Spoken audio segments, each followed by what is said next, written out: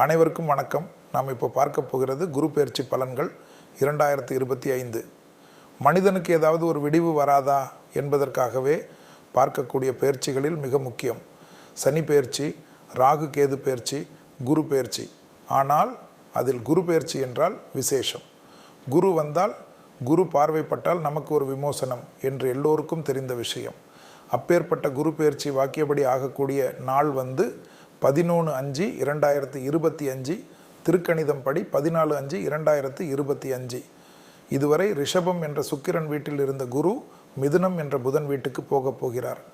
மிதுனம் குருவுக்கு பல வகைகளில் குருவானவர் பாதகத்தை கொடுக்கக்கூடியவர் என்பதை ஞாபகத்தில் வைத்து கொள்ள வேண்டும்.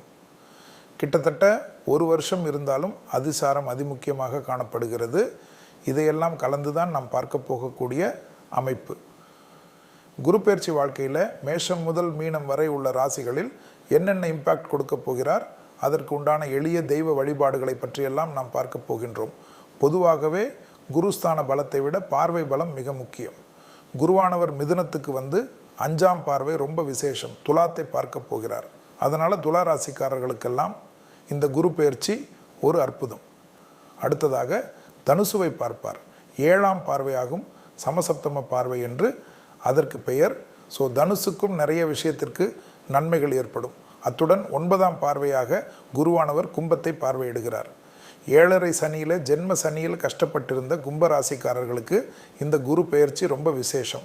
ஸோ இதையெல்லாம் வைத்து குரு நிற்கக்கூடிய ஸ்தானங்கள், குரு பார்க்கக்கூடிய பலன்களை எல்லாம் வைத்து தான் இந்த குரு பெயர்ச்சி பலன்கள் உங்களுக்காக நல்ல செய்திகளை இந்த வீடியோவில் கொடுக்க போகிறோம்.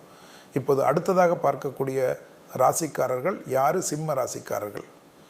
சிம்ம ராசிக்காரங்களுக்கு எங்கே போகணும்? திருநள்ளாறு சனீஸ்வரர் பகவான் ரொம்ப முக்கியம். இதுவரைக்கும் 10ஆம் இடத்தில் இருந்த குரு 11ஆம் இடத்துல வராரு. ஏற்கனவே திருக்கணிதத்தின்படி அஷ்டம சனி இருக்குதுன்னு ரொம்ப பயத்தில் இருப்பீங்க. இந்த குரு உங்களுக்கு நிறைய விஷயத்துக்கு நல்லது பண்ணுவார். அதே சமயம் எதில் கவனமாக இருக்கணும்னா, நர்வஸ் சம்மந்தப்பட்ட விஷயத்தில், கொஞ்சம் அசிடிட்டி சம்மந்தப்பட்ட விஷயத்தில் கவனமாக இருக்கணும். அதே சமயம் உடற்பயிற்சி, காலில் தான் தொந்தரவு இருக்கும். அதுக்கேற்ற உடற்பயிற்சி எல்லாம் செய்கிறது ரொம்ப முக்கியமாக சிம்மத்துக்கு தைரியம் ஏற்படும். அந்த குரு மாறுறதுனால முதலீடுகளில் மட்டும் கொஞ்சம் கவனமாக இருக்கணும். அனாவசிய முதலீடுகளை தவிர்த்துக்கணும். பெற்றோர் பெரியோர் அனுகூலத்தை ஏற்படும். பிள்ளைகள் விஷயத்தில் இருந்த மன வருத்தம் தீரும். பிள்ளைகளுடைய படிப்பு, உத்தியோகம், தொழில், வியாபாரம் டக்குன்னு நிவர்த்தி ஏற்படும். குடும்பத்தில் கணவன் மனைவி சண்டை போட்டிருந்த அமைப்பு எல்லாம் மாறும். காதல் அமைப்பில் இருந்த பிரச்சனைகள் மாறும். நல்ல அந்யோன்யம் அதிகரிக்கும். நிறைய ட்ராவல் குடும்பத்தாருடன், லவ்வர்ஸுடன் அதிகமாக ட்ராவல் செய்யக்கூடிய ராசி யார்? சிம்ம ராசிக்காரங்க. அதே சமயம் தைரியம் ஏற்படுறது. இந்த சனி இருந்தாலும் பரவாயில்ல, குரு நமக்கு ஹெல்ப் பண்ணுவாருன்னு நம்பிக்கை ஏற்படுவது, முதலீடு போடுவது, இந்த தேவையில்லாத எவனாவது சொல்கிறான்னு சொல்லிட்டு ஷேரில் போடுறது, அதில் போட்டு எல்லாம் மாட்டிக்காதீங்க. கோல்டில் போடுறது எல்லாம் ரொம்ப நல்லது ஏற்படும்.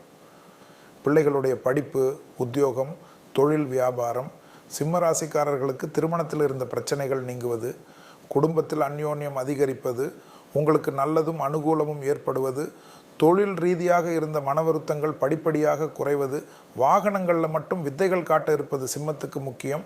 ஏன்னா அஷ்டமத்தில் சனி இருக்கிறார் என்றாலும் அது அதிர்ஷ்டத்தை கொடுத்தாலும் இந்த வண்டி வாகனங்கள் சத்துருக்கள் கோபதாபப்படுறது, இதில் மட்டும் கொஞ்சம் கவனமாக இருக்கணும். யாராவது ஏதாவது நம்மளை உஸ்பேத்தி விடுவாங்க. என்ன உனக்கு மட்டும் எதுவுமே நடக்க மாட்டேங்குது, ஊரில் இருக்கிறவங்களுக்கு எல்லாம் உன் புருஷன் செய்கிறான், ஊரில் இருக்கிறவங்களுக்கு எல்லாம் உன் பொண்டாட்டி செய்கிறான்னா இந்த ஆளுங்களையே பக்கத்திலேயே சேர்க்கவே கூடாது. அதுதான் சிம்மத்துக்கு ரொம்ப ரொம்ப முக்கியமான ஒரு அமைப்பாம். அதே சமயம் பார்த்திங்கன்னா சிம்மத்துக்கு அந்த திருநள்ளாறு ரொம்ப முக்கியம். நன்றி, வணக்கம்.